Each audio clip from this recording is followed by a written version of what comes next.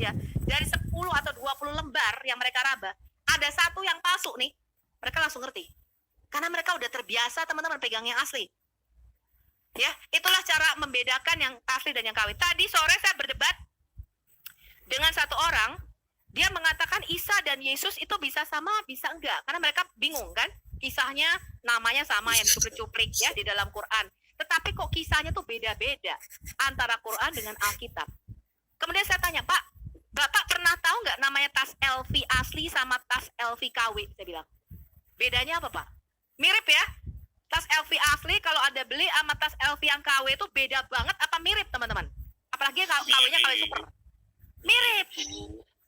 Tetapi yang original itu dia punya kualitas berbeda. Pertama dia punya harga beda. Dia punya satu yang autentifikasi. Dia punya apa namanya? Guarantee card-nya, sertifikatnya. Dia berkata genetik. Ya, dia punya autentiknya, ya, sertifikat aslinya. Dia punya nomor serinya. Ya. Kemudian saya tanya begini Pak Bom. Sekarang saya tanya sama kamu. Kalau itu tokoh sejarah, ya. Saya tanya, kalau Isa sama Yesus ini pasti ada satu yang asli, satu yang palsu. Bagaimana cara kita mengkonfirmasi mana yang asli, mana yang palsu? Ada data pembandingnya. Ada measurement-nya, ada kanon, ada mistarnya di luar Alkitab dan di luar. Bentar Pak Bom. Bentar, saya teruskan. Kemudian saya tanya, pembandingnya adalah halus dengan sejarah. Kemudian saya tanya, Pak, Isa itu di dalam Quranmu tokoh sejarah apa tokoh hayalan dunia dongeng? Dia nggak bisa jawab loh, Pak. Iya. Dia nggak bisa jawab. Dia muter-muter. Kami kan beriman begini. Dia nggak bisa jawab itu tokoh sejarah apa tokoh dunia hayalan. Dia nggak bisa jawab. Bayangin itu.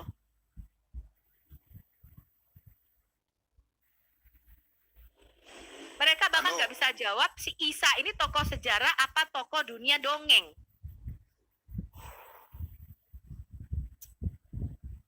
Heran ya sama muslim ya. Pak Bom, teman-teman, saya nambahin Ibu Sufiatul boleh sedikit. Ya, silakan. Tadi kan Bu Sufiatul tahu Isa Al-Masih nggak? Coba tanya si Anu. Kamu mau tahu Isa Al-Masih nggak? Isa.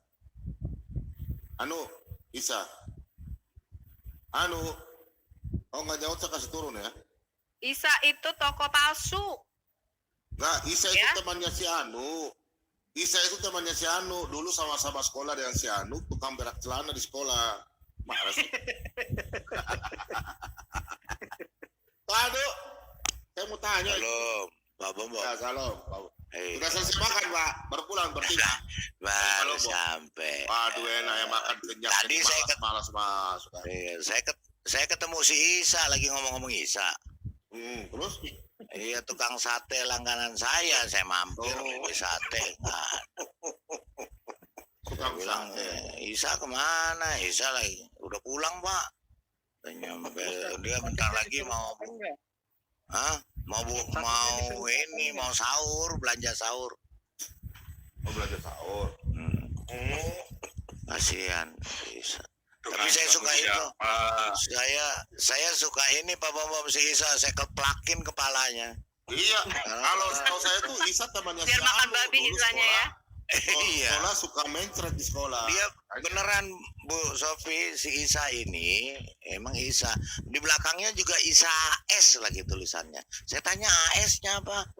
Ya asal suka-suka aja katanya. Itu ada gereja pakai nama Isa Al-Masih, jangan pakai gitu dong. Jadi Isa-nya ini saya bilang lu jangan. Jadi mirip-mirip ya Pak Lidara. Ya. Namanya dimirip-miripin tapi yang satu asli original, yang satu palsu ya Pak ya. Iya. Yang satu IAAS, yang satu IAAS tukang sate, makanya dia bilang AS berapa? Ayam sate, bukan sate ayam. Kita uji aja Pak Lidara yang palsu ya. Pak Merdeka, Pak Lidara, Pak Merdeka coba aja tuh. Itu namanya siapa tuh?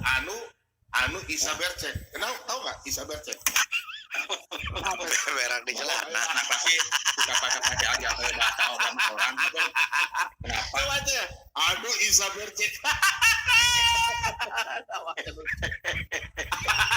Nabi Yesus sudah terbukti Nabi Yesus. Aduh, Isa Saya mau. Nabi Yesus terbukti ya. Nabi Yesus terbukti kemarin ya. Jadi teman-teman, Anu, kalau Anda anu, Kristen yang sejati, Anda mengenal Tuhan Suami Anda kamu dan siapa? tahu Suami kamu karib siapa? dengan Tuhan Anda baca Anu, Alkitab, itu kalau Anda masih baca ditanya Quran, suami langsung kamu siapa? Anda instantly tahu Suami ini kamu puisi siapa? teman-teman, ya. iya. Ini kumpulan puisi Umayyah bin Abi Salt, Oke. ya. Jadi Suami begini, kamu siapa? Anu, Halo, Anu. Iya.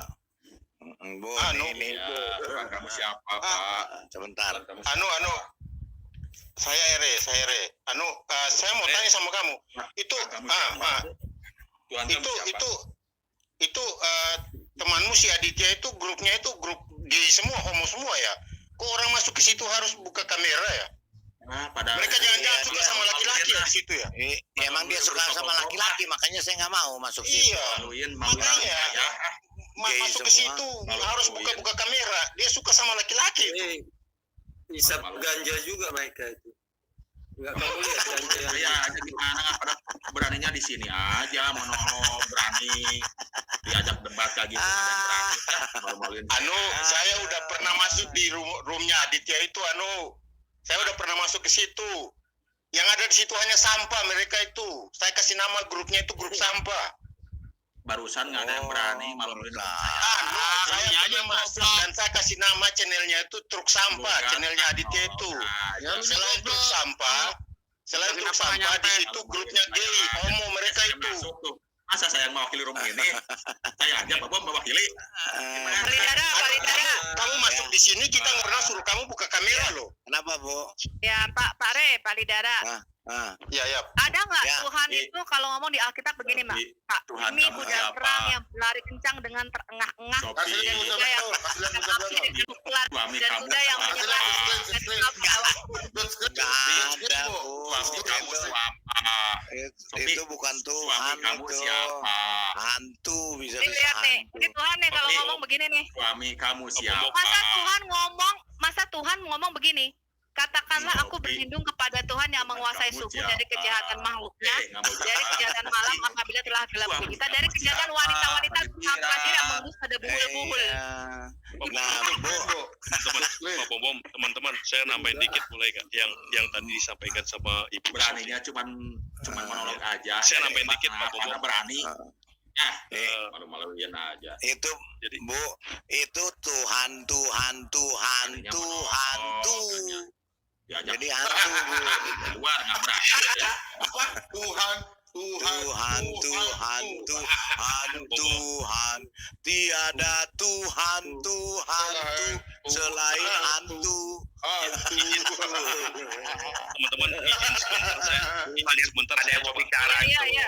Tadi siapa yang mau ngomong itu? Saya komentar dikit ya Pak Bom teman-teman semua Beraninya Shalom. monolog aja. Bu Silakan. Sofiatul tadi. Berani. Tadi kan Bu Sofiatul mengatakan Ditantang saya debat. kalau berani. sebagai ini kita bisa mengerti Berani. langsung ya.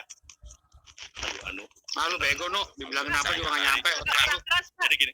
Udah lanjut aja, Pak. Suaranya keras, Pak. Bu Sofiatul tadi kan mengatakan kita bisa langsung secara naluri bisa membedakan Tuhan kita, Tuhan siapa yang berbicara. Jadi saya Iya, nambahkan betul. Ini gini loh langsung Bu aja Sofi. nih, kita buka Alkitab sama Quran, langsung kita bandingin Iya, Tuhan gini. ngomong di Kita Gini Bu ngomong Sofi. Quran. Iya, silakan. Jadi maksudnya Bu Sofiatul, jadi bukan manusia aja yang punya naluri seperti ini. Saya mau ngambil naluri ini sebetulnya terhadap hewan juga punya naluri loh Bu. Jadi Iya. piaraan saya si gonggong ini, dia punya naluri tuh. Kalau istri saya balik belum nyampe pun dia udah tahu, udah gonggong dulu tuh. Jadi dia tahu gitu loh membedakan. Jadi dia udah tahu gitu loh. Jadi naluri gini, jadi naluri itu bukan hanya hewan aja punya naluri untuk bisa membedakan. Apalagi manusia, kita punya naluri yang lebih peka. Kita bisa bedakan Tuhan yang mana yang berbicara, Tuhan yang asli sama Tuhan yang Tuhan-Tuhanan gitu loh. Betul, pasti Jadi kita kenali ini- kayak cerita saya tadi Iya. ya, Pak ya. Iya, ini hikmat. Jadi inilah adalah hikmat logika yang diberikan Tuhan kepada kita, juga kepada hewan.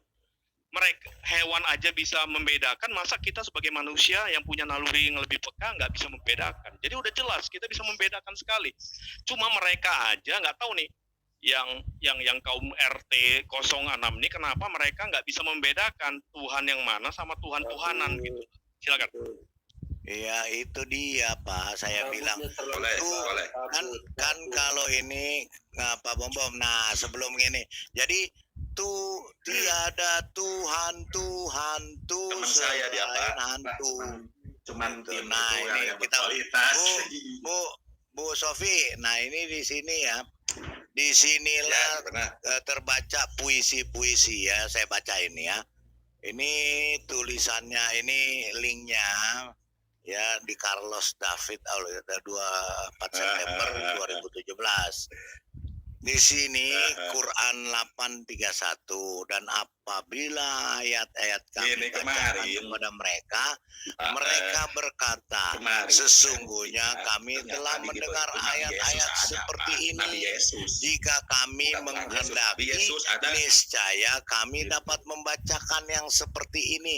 Al-Quran ini tidak lain hanyalah dongeng orang dahulu. Alasan, nah kenapa ada ayat ini? Kenapa ada ayat ini? Alasan orang Quraisy mengatakan itu adalah dongeng dan cerita. Tentu saja karena cerita-cerita dan dongeng-dongeng yang ada dalam Quran sudah ada jauh sebelum Muhammad dilahirkan. Mosai telah ditetapkan bahwa ayat 1, 29, 31, dan 46 dari surah 54, surah Al-Qamar ya, dikopas dan dijiplak dari puisi seorang penyair pra-Islam bernama Imraul Kais. Ya, ini adalah puisi membelah Bang. bulan ya, teman-teman Nah, kan harus tahu. Saya pernah memperlihatkan puisi membelah bulan Imrul Al-Qais yang sudah ada sebelum zaman Muhammad ya. Iya, oke. Saya lanjut ya. Bahkan di zaman Muhammad, banyak orang Quraisy mencemooh tantangan membuat surah semisal Quran. Salah satunya adalah penyair Imraul Kais. Masih hidup ketika Muhammad memulai agama barunya. Suatu hari anaknya Imraul Kais ini, seorang wanita, sedang mendengarkan Muhammad membacakan wahyu Allah yang katanya baru saja dia terima dari sorga, dari malaikat Jibrilnya. Dia sangat mengenali ayat-ayat dari puisi ayahnya. Dia berdiri terperanjat dan geli. Ternyata bagaimana bisa menjadi wahyu yang katanya dari Allah dan ditulis Betul, oleh Allah, juga disimpan dalam dia ke anaknya suhuf. Muhammad, betul. Itu Iya, kan puisi iya. ayah gue katanya. Iya, ini dia di bawahnya makanya. Suhuf dan kitab yang terjaga di surga dari sebelum penciptaan dunia. Di lain waktu, wanita itu bertemu Fatimah, putri Muhammad, membacakan ayat pertama surat Al-Qamar. Putri Kais itu, Imraul Kais berkata, oh itulah yang ayahmu jiplak dari puisi-puisi ayahku. Melakat dan menyebut Al-Mu'allaqat. sebagai Al-Mu'allaqat. Jadi Al-Mu'allaqat. sebelum zaman Muhammad itu mereka kan orang Iya. Arab ini biasa menghafal puisi-puisi Pak. Menghafal Iya. dengan Tapi puisi ingat, itu sangat Balidara, mudah. Balidara, Ya. Dan Balidara. Tapi ingat, sebentar, Pak. ya, kata sebentar Pak, Dani. saya lanjutkan Tapi- dulu. Oke, lanjut. Dan menyebutnya sebagai wahyu yang turun kepadanya dari Allah dari surga. Jadi karya asli seorang penyair Arab sekuler dan pagan dapat dilihat dan ditemui dalam Al-Quran. Maka tidak ada gunanya lagi mempertahankan klaim bahwa Al-Quran begitu indah, sehingga orang Arab yang paling terpelajar atau bahkan roh sekalipun tidak dapat membuat surah semisal Quran. Alkitab mencatat bahwa Tuhan Yesus lahir di palungan dalam kandang domba Migdal Eder di kota Bethlehem. Al-Quran mengatakan bahwa Isa yang diklaim sebagai Yesus dilahirkan di bawah pohon korma di negeri antah berantah yang sama sekali tidak bisa dibuktikan. Kita bahas ini Pak. Khusus. Ya, ini dia makanya kita bahas nih. Surah 19 ayat 29 sampai 31 adalah kisah dongeng yang mengatakan bayi yang sudah berbicara dalam buayan ibunya. Kesalahan-kesalahan fatal yang nyata ini jelas terlihat dalam Al-Quran. Dongeng ini dikopas dan dijiplak dari Injil Apokrifa, sampah dan palsu yang ditulis di Mesir berjudul First Gospel of the Infancy of Jesus Christ. Ya, Injil Dongeng Tufulia, asli, Injil kanak-kanak Yesus. Tufulia, Injil Tufulia. Dongeng asli mengatakan seperti ini. Yesus berbicara bahwa ketika dia masih dalam buayan dan berkata, Maria, aku adalah Yesus anak Allah. Perkataan yang telah kamu keluarkan sesuai dengan pernyataan malaikat. Namun di dalam Al-Quran ungkapan anak Allah diubah menjadi hamba Allah SWT. Ada juga kisah tentang Yesus muda yang membuat burung hidup dari tanah liat. Tidak ada dasarnya sesuai Alkitabiah atau cerita seperti itu. Tetapi cerita itu ternyata dikopas dan dijiplak dari antologi dongeng yang disebut Injil Masa Bayi Yesus. Yang disebutkan di atas, dongeng dan cerita seperti itu sangat berlimpah dalam Quran. Tertulis di buku Anatomi Al-Quran oleh G.J.O. Mosai. Setiap Kristen akan mampu dan siap menerima tantangan untuk membuat surah semisal Quran yang pasti jauh lebih indah dari apapun yang ditawarkan Quran, dan ternyata adalah jiplakan dan kopas dari sebuah buku dongeng yang ditulis ratusan tahun sebelum Muhammad lahir. Aduh, malu. Saya menyarankan untuk semua pengikut Muhammad yang cerdas dan rasional untuk membaca buku Anatomi Al-Quran oleh G.J. Musai. Dipastikan dan dijamin akan lari dari agama Muhammad seperti anjing yang tersiram air panas. Ya, jadi buku dari studi paruh waktu Dr. Rafat Amari selama 20 tahun. Kisah hoak pembangunan Ka'bah di Mekah. Asad Abu Bakar juga disebut Tuba menduduki kota Yatrib sebelum datang ke Mekah. Ya, halaman 4. Ya, tampaknya dia menemukan banyak kuil atau Ka'bah di Yatrib. Tetapi ketika dia datang ke Mekah, dia tidak menemukan bangunan apapun di sana termasuk Ka'bah.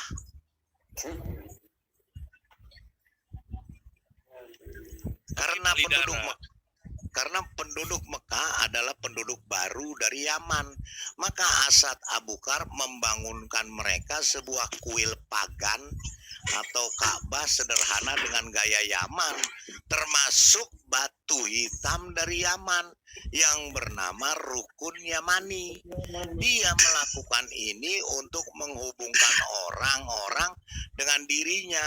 Dia juga menulis sebuah puisi di mana dia menggambarkan matahari terbenam di mata air yang berlumpur hitam, yang juga dijejali dan dijiplak ke dalam Al-Qur'annya Muhammad. Aduh, Bung Res ketawa lagi. Coba juga Tuba juga mencoba membangun jembatan dengan komunitas Yahudi di Yatrib. Dia mempelajari pemikiran dan ritual keagamaan mereka. Ia mempelajari dongeng-dongeng dan mitos-mitos Yahudi seperti legenda burung Hopo yang disebut burung Hut-Hut yang mengumumkan kerajaan Sabang kepada Sulaiman. Pak Lidara, tapi harus ingat, Pak Lidara, ingat dulu kalau menurut Dani, apapun itu, mau dongeng, mau pagan, mau apa, tapi kalau sudah masuk di kitab mereka, itu adalah wahyu Allah yang harus diikuti.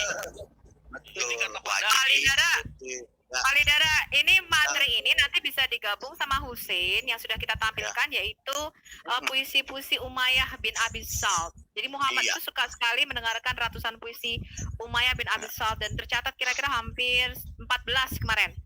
Ya, sama Malah ini kan ini agak beda-beda tipis ya. Kalau yang puisi Umayyah bin Abdillah termasuk surat Al